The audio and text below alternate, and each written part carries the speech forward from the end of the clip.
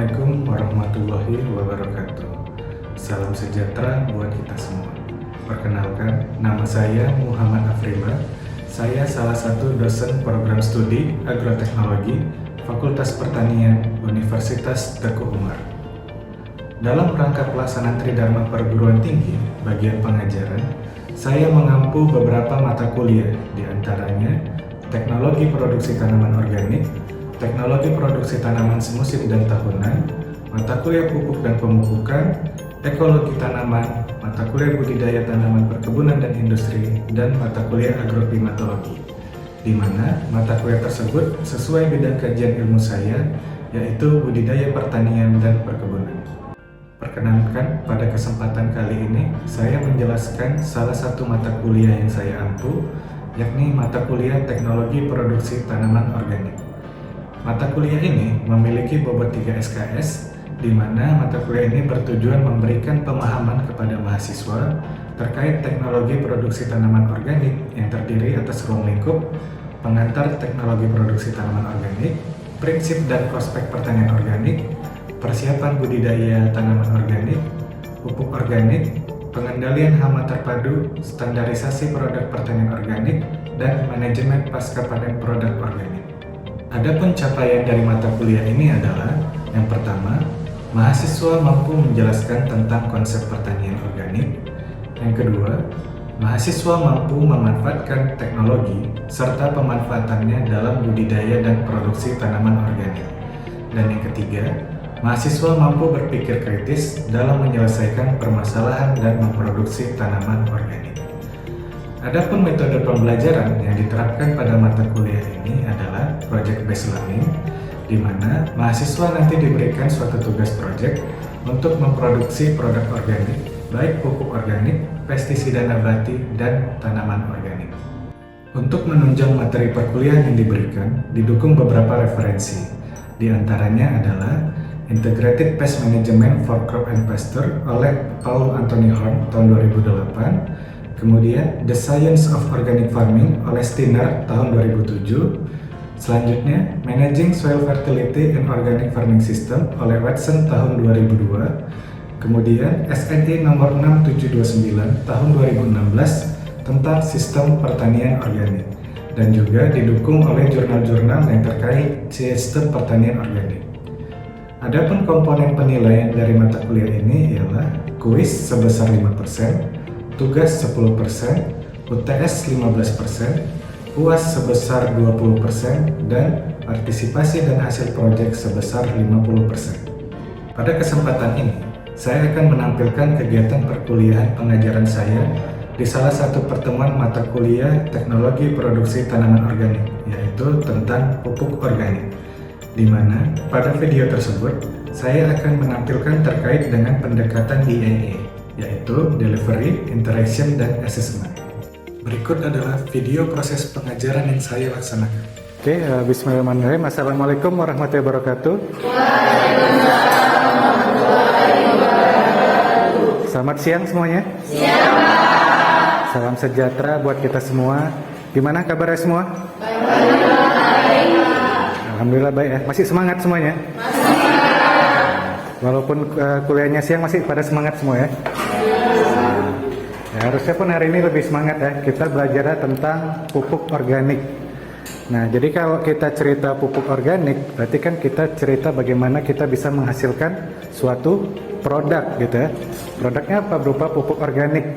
Yang dimana pupuk organik ini nanti bisa selain kita manfaatkan ke lahan budidaya kita, bisa juga sebagai produk yang bisa kita perjualbelikan. Nah, sebelumnya ada yang udah tahu belum apa sih itu pupuk organik? Nah, apa itu? Mungkin ada satu orang yang mau apa? Silakan. Pupuk organik itu berupa pupuk yang berasal dari sisa-sisa tumbuhan. Pupuk yang berasal dari sisa-sisa tumbuhan. Mungkin ada lagi yang mau memberikan pendapat? Ya, Ekel, silakan.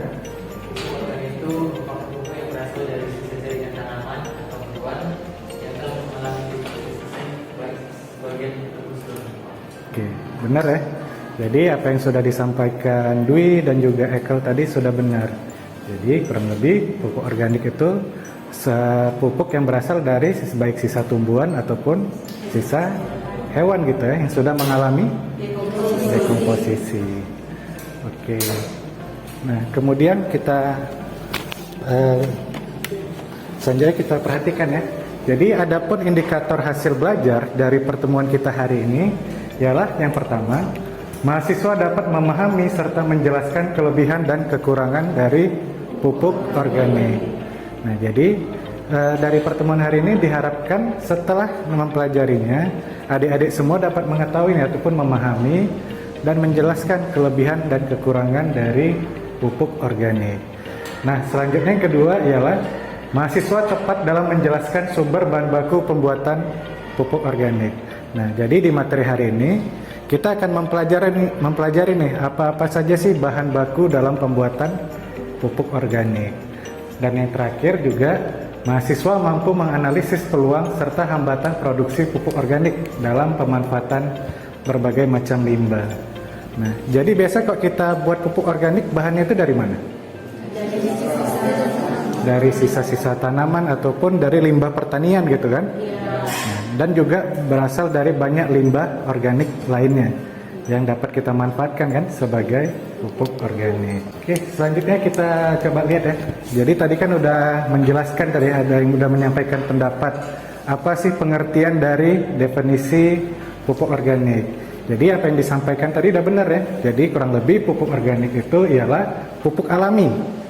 Nah, jadi yang karena pembuatannya berasal dari bahan-bahan alami, baik itu dari sisa tanaman ataupun hewan yang diolah dengan tujuan memberikan unsur hara pada tanaman. Nah, jadi semua yang berasal dari bahan alami, baik dari sisa tanaman, sisa buah-buahan ataupun baik dari limbah sayuran gitu ya, sampah sayuran, ataupun contoh juga dari sisa-sisa dari produk limbah rumah tangga. Nah, itu semua dapat diolah menjadi pupuk organik. Nah, jadi kita lihat di sini ya. Jadi di dalam Permentan nomor 2 tahun 2006, pupuk organik didefinisikan sebagai pupuk yang berasal dari tanaman ataupun hewan yang telah melalui proses rekayasa. Jadi dapat berbentuk padat atau cair yang digunakan mensuplai bahan organik untuk memperbaiki sifat fisik, kimia, dan juga biologi tanah. Nah, jadi bisa kita lihat ya, pupuk organik itu bukan berarti merupakan hanya pupuk padat saja, tetapi ada juga pupuk organik cair. Nah, di mana fungsi dari pupuk organik ini untuk memperbaiki dari sifat fisik, kimia, dan biologi tanah. Nah, kalau kita cerita dari sifat fisik, kimia, dan biologi tanah gitu ya, kalau sifat fisik tanah itu berkaitan dengan apa? Tekstur tanah gitu ya. Kalau cerita kimia tanah, terkait unsur hara, keasaman, pH gitu ya. Nah, kalau biologi tanahnya berkaitan dengan apa? Mikroorganisme tanah. Oke, udah pada belajar berarti semua ya? Nah, jadi kurang lebih ini ya keunggulan dari pemakaian pupuk organik. Di mana pupuk organik tadi kan fungsi utamanya ialah memperbaiki sifat tanah gitu ya. Ya, baik dari segi fisik tanah, kimia, dan juga biologi tanah. Nah, jadi kalau selain dari memperbaiki sifat dari fisik, kimia, dan biologi tanah, yang pastinya pupuk organik ini juga mengandung beberapa unsur hara, baik yang makro dan juga yang mikro. Walaupun jumlahnya dalam jumlah yang kecil ataupun sedikit ya. Nah, jadi yang pertama kita lihat di sini keunggulan pupuk organik yang pertama adalah dapat memperbaiki sifat fisik tanah. Jadi lahan tandus menjadi lebih gembur, struktur tanahnya lebih baik dan juga lebih stabil. Nah, jadi kalau selama ini kan kalau kita cerita pertanian konvensional itu menggunakan pupuknya apa? Pupuk kimia gitu ya, pupuk anorganik. Nah, kalau pupuk anorganik itu memberikan efek nggak ke tanah ataupun ke lingkungan? Apa efeknya? Meninggalkan residu. Nah, residu yang ditinggalkan pada akhirnya membuat tanah menjadi apa? Tidak subur. Kemudian apa lagi? Keras. Tingkat kemasaman semakin tinggi, semakin lama tanahnya akan mengalami degradasi ataupun penurunan kualitas kan? Nah, Tetapi kalau jika kita memakai pupuk organik, kita dapat memperbaiki dari sifat fisik tanah tersebut. Nah, jadi tanah yang sebelumnya keras karena pemakaian pupuk anorganik secara terus-menerus dapat diperbaiki gitu ya, sehingga tanah tersebut dapat lebih gembur. Nah, kalau tanahnya sudah gembur, pastinya akan mendukung pertumbuhan tanaman menjadi lebih baik gitu kan, perkembangan perakarannya juga akan lebih bagus. Nah, selanjutnya yang kedua, pupuk organik juga dapat memperbaiki sifat kimia tanah. Jadi mengandung unsur hara makro dan mikro yang lengkap gitu ya, walaupun dia jumlahnya dalam jumlah yang sedikit. Nah, selanjutnya juga yang terakhir adalah pupuk organik ini dapat memperbaiki sifat biologi tanah. Jadi menstimulus mikroorganisme tanah dan bakteri penyubur tanah. Nah, pertanyaannya, semakin banyak mikroorganisme tanah semakin bagus atau enggak? Semakin bagus. Apalagi kira-kira?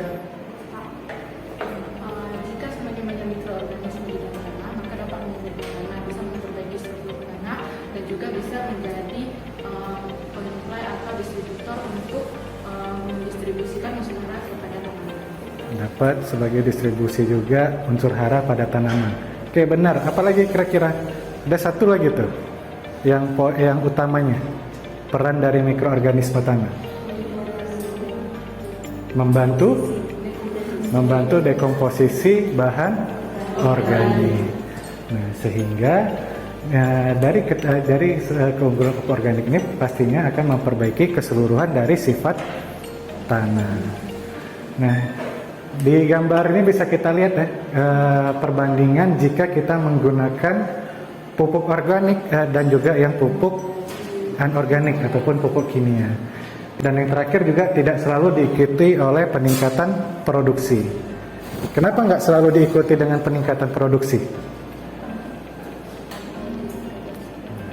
Karena lahan sebelumnya sudah mengalami degradasi, sehingga apa, kita harus memperbaiki dulu kan dari sifat tanahnya. Oleh karena itu, jika kita bandingkan dengan pemberian pupuk yang organik, nah, bisa kita lihat ya, jadi dapat mikroba yang bermanfaat dapat lebih terjaga pada tanah. Selanjutnya juga memperbaiki dari sifat fisik, kimia, dan biologi tanahnya. Nah, ini kan kita cerita kelebihan gitu ya. Nah, kalau kita cerita kelebihan, biasanya tetap ada kekurangan kan? Kadang nggak ada sesuatunya yang sempurna. Nah, jadi kalau kita cerita kekurangan, apa kira-kira kekurangan dari pupuk organik ini?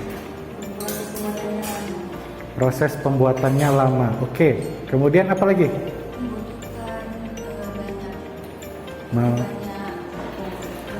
Membutuhkan banyak sumber bahan organiknya seperti itu ya, ataupun jumlah pupuknya. Oke, kemudian apa lagi? Unsur hara makro dan mikronya tidak dapat diukur seberapa banyak ataupun dia dalam jumlah yang kecil gitu ya. Jadi kelemahan pupuk organik itu yang pertama, jadi tadi sudah disampaikan juga ya sama teman-temannya. Jadi dibutuhkan pupuk organik dalam jumlah yang besar pada tiap musim. Nah, jadi kan karena pupuk organik ini bersifat, dia memang memiliki jumlah hara yang lengkap gitu ya, baik makro dan juga mikro. Tetapi karena jumlah yang sedikit, sehingga jika kita mau menggunakan pupuk organik untuk mensubstitusikan dari penggunaan anorganik, maka kita membutuhkannya dalam jumlah yang besar tiap musim. Nah, jadi contoh, misalkan kita mau memupuk suatu lahan gitu ya, seluas 1 hektar. Misalkan kita mau budidaya padi contoh. Nah, jika kita mau budidaya padi menggunakan pupuk anorganik, mungkin kita hanya membutuhkan pupuk tersebut kurang lebih seberat 150 kilo. Ini contoh gitu ya. Nah, tetapi jika kita mau mensubstitusi dengan menggunakan pupuk organik, kira-kira berapa banyak yang kita butuhkan? Kurang lebih mungkin bisa 20 sampai 30 ton gitu kan. Nah, itu kan jumlah yang cukup besar untuk disediakan. Nah, sehingga itu masih menjadi suatu kendala terkadang kenapa pupuk organik masih belum banyak digunakan ataupun mensubstitusi dari penggunaan pupuk anorganik. Kemudian yang kedua, dia bersifat slow release. Nah, jadi sehingga dibutuhkan waktu yang panjang untuk menyediakan hara yang dibutuhkan tanaman. Nah, jadi karena dia bersifat slow release ataupun pelepasannya ya dia lama tersedia haranya untuk tanaman, sehingga itu juga menjadi suatu faktor kelemahan dari penggunaan pupuk organik. Kemudian yang terakhir juga ialah menjadi faktor pembawa hama dan penyakit karena mengandung larva dan juga telur serangga. Nah, jadi bagaimana mengakali dari kelemahan yang nomor 3? Apa upaya yang kita lakukan supaya pupuk organik yang kita berikan jangan sampai menjadi faktor pembawa hama ataupun menjadi faktor pembawa penyakit ke tanaman? Yang pastinya kita harus memastikan pupuk organik yang kita buat harus benar-benar sudah matang ataupun sudah melewati proses fermentasi ataupun sudah terdekomposisi secara baik gitu ya.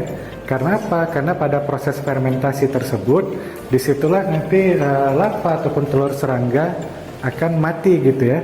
Nah, jika pupuk organik yang kita buat belum matang, kita aplikasikan ke tanaman, itulah yang akan menjadi resiko penyebaran dari hama dan penyakit tanaman. Nah, kemudian kita lihat sedikit sejarah ya dari revolusi hijau. Pernah dengar revolusi hijau sebelumnya? Apa itu revolusi hijau? Jadi dulu kan kita pernah ya, mungkin sering dengar revolusi hijau, di mana revolusi hijau itu kita budidayanya dengan penerapan penggunaan pupuk kimia dan bahan kimia lainnya, baik herbisida dan insektisida lainnya secara yang terus-menerus dan berlebihan gitu ya, supaya apa? Mendapatkan hasil yang tinggi gitu. Dampak selanjutnya ialah menyebabkan kerusakan yang pada tanah ataupun tanahnya mengalami degradasi. Jadi terjadi kerusakan baik dari segi fisik, kimia dan biologi tanah. Sehingga solusinya ialah sekarang dengan penerapan revolusi biru. Nah, apa itu revolusi biru? Jadi penggunaan bahan organik dan mikroba yang bermanfaat untuk memperbaiki dari sifat fisik, kimia dan biologi tanah.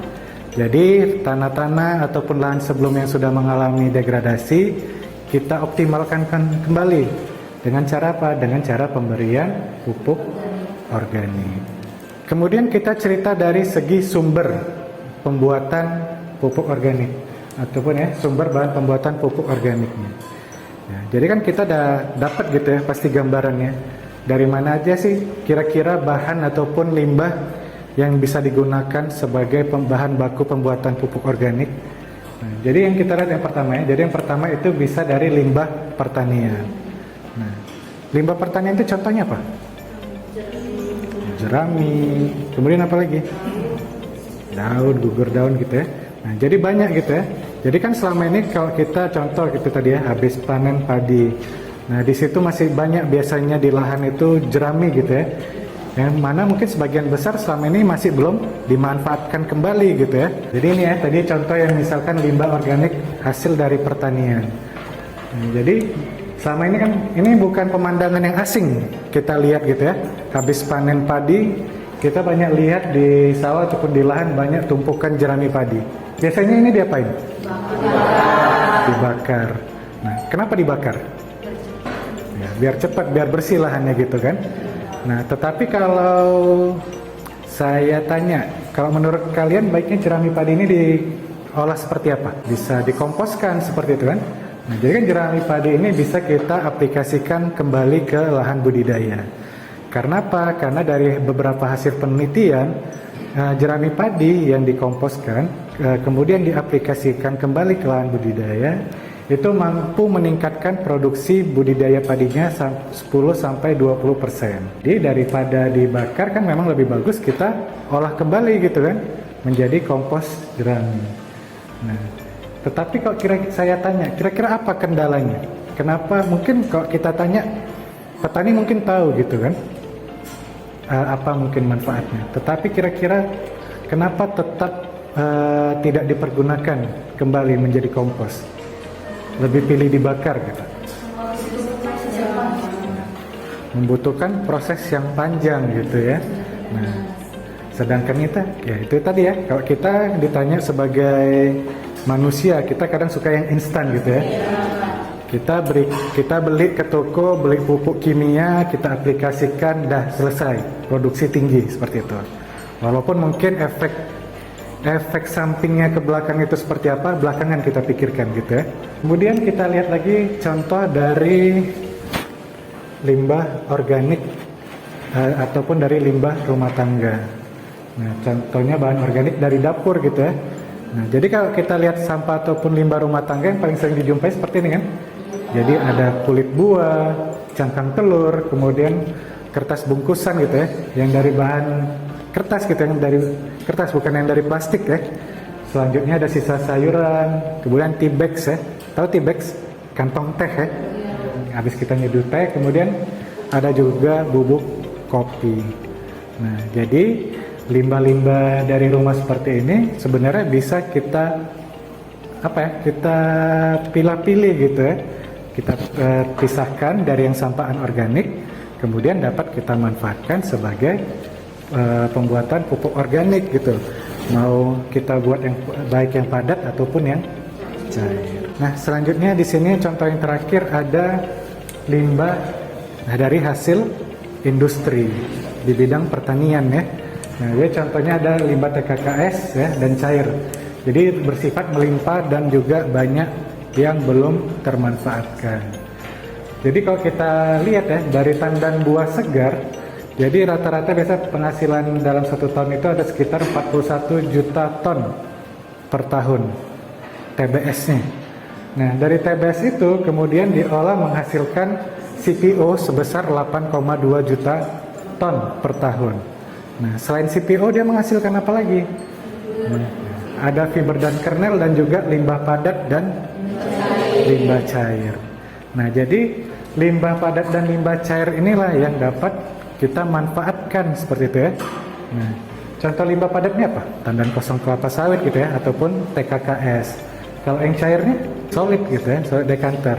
Solid decanter itu walaupun dia bentuk padat, dia merupakan hasil dari limbah cairnya gitu ya, yang kemudian endapannya itu yang kita jadikan sumber pembuatan pupuk organik.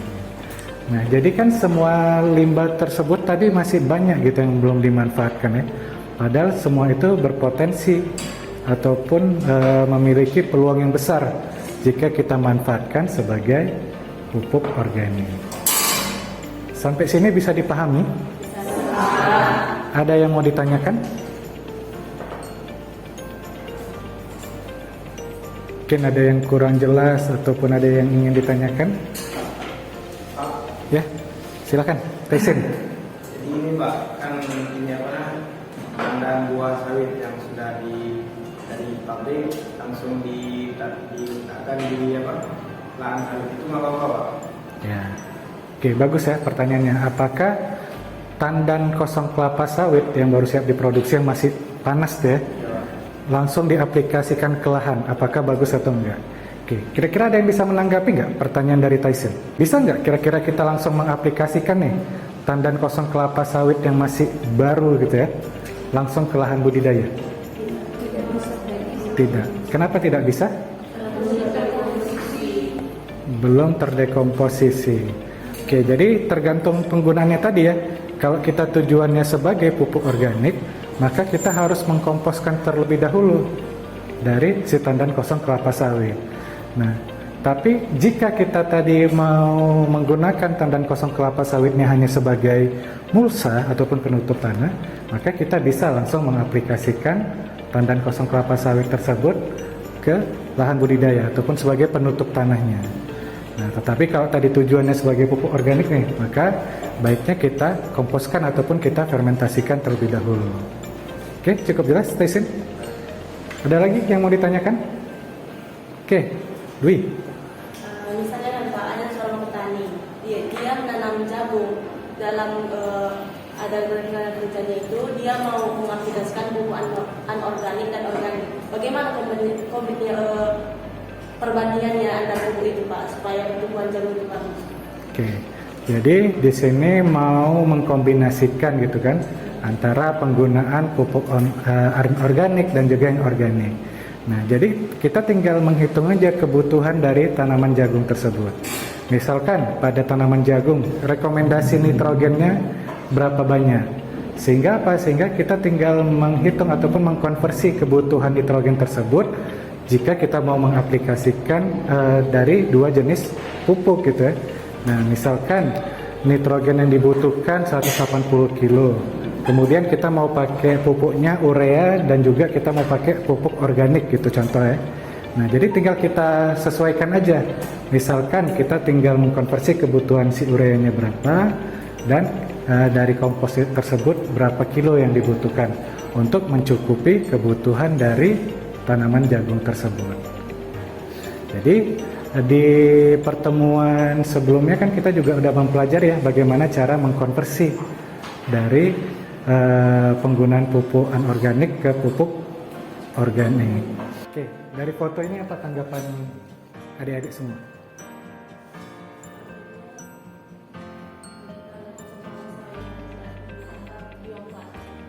Banyak tandan kawasan kelapa sawit yang tidak dimanfaatkan. Selain itu, ada tanggapan lain kira-kira?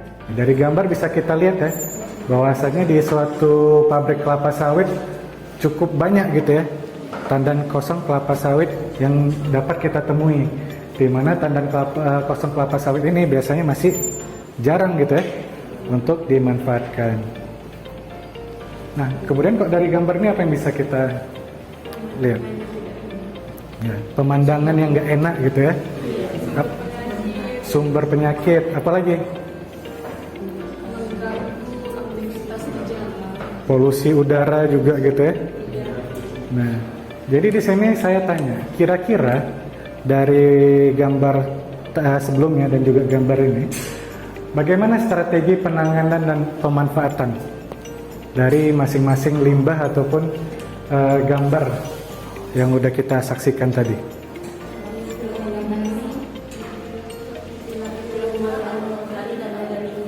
Oke.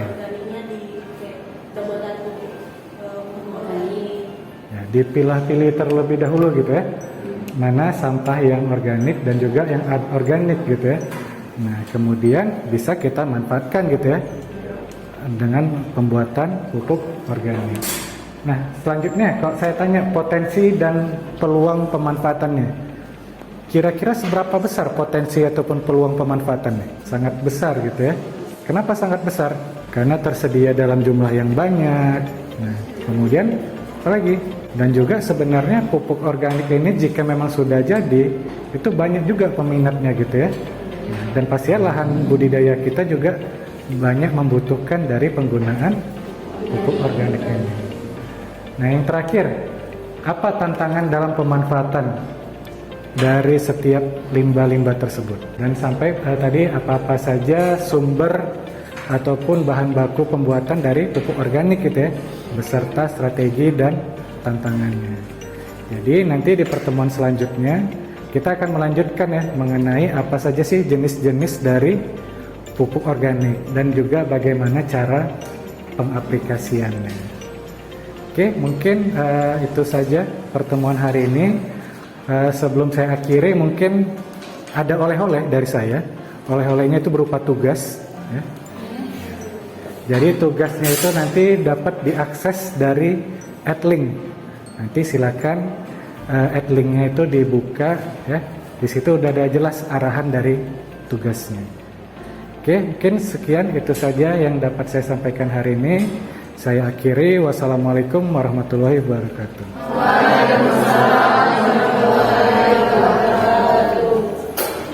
Baik, demikian deskripsi singkat dari saya.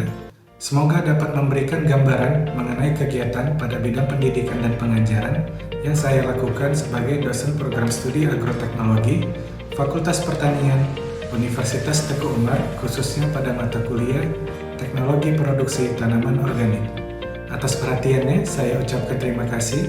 Saya Muhammad Afrila, pamit undur diri. Semoga video ini bermanfaat. Wassalamualaikum warahmatullahi wabarakatuh.